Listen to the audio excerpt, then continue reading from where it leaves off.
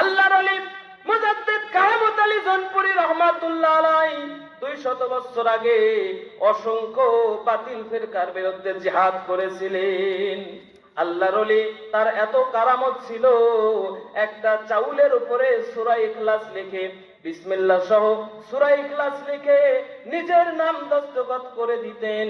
ওই চাউলটা যদি কোনো দুরারোগ্য ব্যাধিগ্রস্ত মানুষ আল্লাহর নামে যদি ওই চাউলটা খাইতো, আল্লাহ পাক সঙ্গে সঙ্গে সেই ব্যাধিটা ভালো করে দিত। জোরে বলেন সুবহানাল্লাহ। কারামাতে আউলিয়া হকুন, জোরে বলেন কি ওলিদের কারামাত সত্য।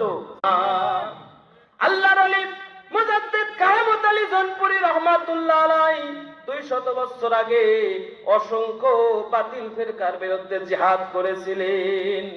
আল্লাহর ওলি তার এত কারামত ছিল, একটা চাউলের উপরে সূরা ইখলাস লিখে, বিসমিল্লাহ সহ সূরা ইখলাস লিখে নিজের নাম দস্তখত করে দিতেন। ওই চাউলটা যদি কোনো দুরারোগ্য ব্যাধিগ্রস্ত মানুষ আল্লাহর নামে যদি ওই চাউলটা খাইতো, আল্লাহ পাক সঙ্গে সঙ্গে সেই ব্যাধিটা ভালো করে দিত। জোরে বলেন সুবহানাল্লাহ। কারামাতে আউলিয়া হকুন, জোরে বলেন কি ওলিদের কারামাত সত্য।